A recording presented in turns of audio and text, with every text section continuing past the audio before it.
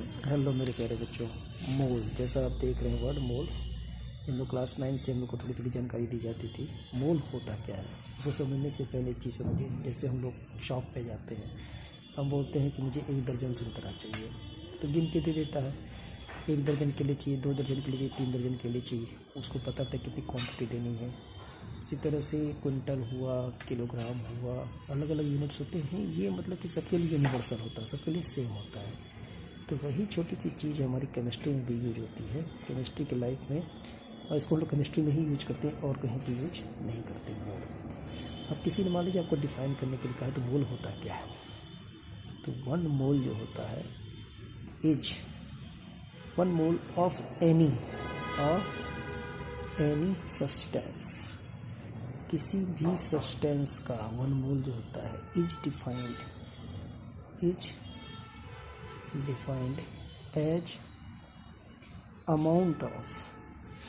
amount of substance in gram which contains, writing थोड़ा ध्यान दीजिएगा, which contains as many particles as there are atoms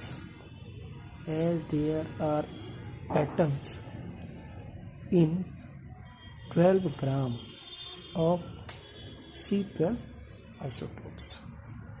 ठीक, जब इसको केमिकली इक्वेशन से जैसे निकाला गया, मास स्पेक्ट्रोमेट्री से निकाला गया, तो 1 एटम ऑफ कार्बन में 1.9924 इंटू 10⁻³ ग्राम का वेट आया।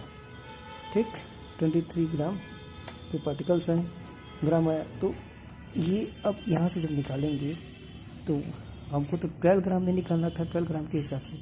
जब इसको कैलकुलेट किया गया तो 12, जब इसको 12 ग्राम को निकाला, 1 ग्राम को निकाल गया, तो यूनिटरी मेथड 1.9924 टू पावर 10⁻³ ऊपर चला जाएगा। जब इसको सॉल्व किया गया तो 12 ग्राम का जो आया पार्टिकल्स, नंबर ऑफ पार्टिकल्स आए तो 6.022 इंटू 10⁻23 आया।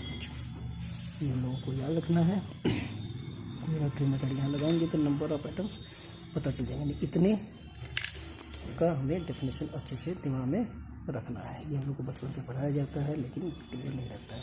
Thank you.